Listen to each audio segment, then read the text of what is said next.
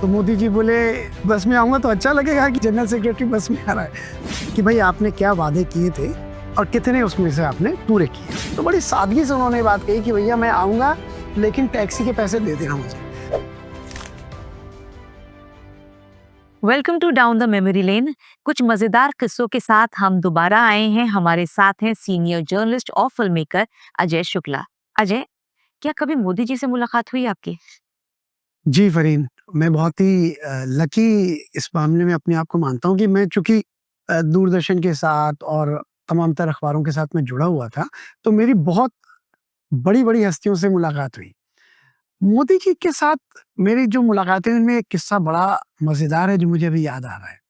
मोदी जी तब ना तो चीफ मिनिस्टर थे, ना उस समय कुछ और ऐसे न किसी सरकारी उनके पास पोस्ट थी।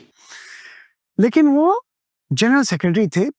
तो दूरदर्शन ने मुझे एक सीरीज बनाने के लिए दी और जिसका नाम था क्या कहा, क्या किया। जिसमें मैं अलग-अलग पॉलिटिकल पार्टीज को बुलाता था कि भाई आपने क्या वादे किए थे और कितने उसमें से आपने पूरे किए। तो सब वो हमारा प्रोग्राम चल रहा था, फिल्म सिटी में शूट कर रहे थे हम लोग अलग-अलग लोगों को बुला करके। और जो हिंदुस्तान अखबार है उसके जो एडिटर थे वो मेरे एंकर थे उसमें, उनको हमने एंकर लिया हुआ था। तो एक मैंने लेफ्ट से किसी को बुलाया हुआ था, से मैंने शायद अ, अभी मुझे याद नहीं, शायद ढक्कन ने किसी को बुलाया, मुझे किसी को बुलाना था।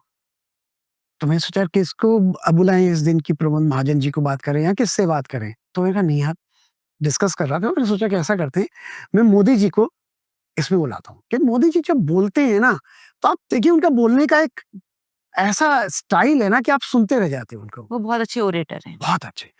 तो मैंने मोदी जी को फ़ोन किया। तो मैंने कहा मोदी जी ऐसे-ऐसे करके हम लोग वो कर रहे हैं और आप प्लीज़ क्या अपना कुछ समय निकाल सकते हैं? फ़िल्म सिटी नोएडा में हमें ये हमारा शूट चल रहा है। तो जिस समय बात हुई वो 11 अशोक रोड पे उनका का हेडक्वार्टर हुआ करता था, वहीं पे थे वो। तो मोदी जी बोले कि अच्छा मैं टाइम देख के बताता हूँ, आप मुझे 1 घंटे में करो।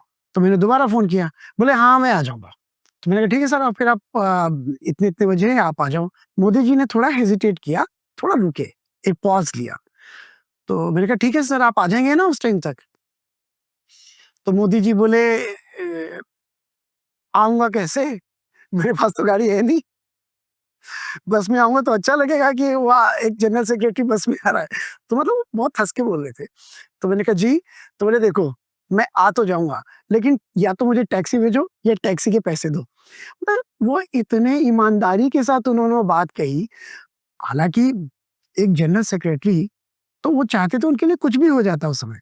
लेकिन वो 2 जोड़ी कपड़े में उन्हीं को साफ करके, प्रेस करके, साफ-सुथरे एकदम अच्छे तरीके से रहना, और वो ना तो उनके पास गाड़ी थी, ना कोई उनके पास फालतू का ड्रामा था।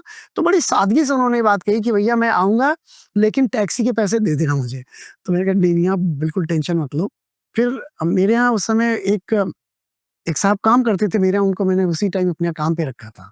और वो आज के जो एक बड़े फ़ेमस हस्ती हैं प्रशांत किशोर, वो प्रशांत किशोर के जीजा जी हैं।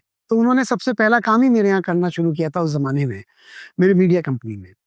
तो मैंने उनको बोला, मैंने कहा आप ऐसा करो कि आप जाकर के मोदी जी को वहाँ से पिक करो और लेकर के आओ।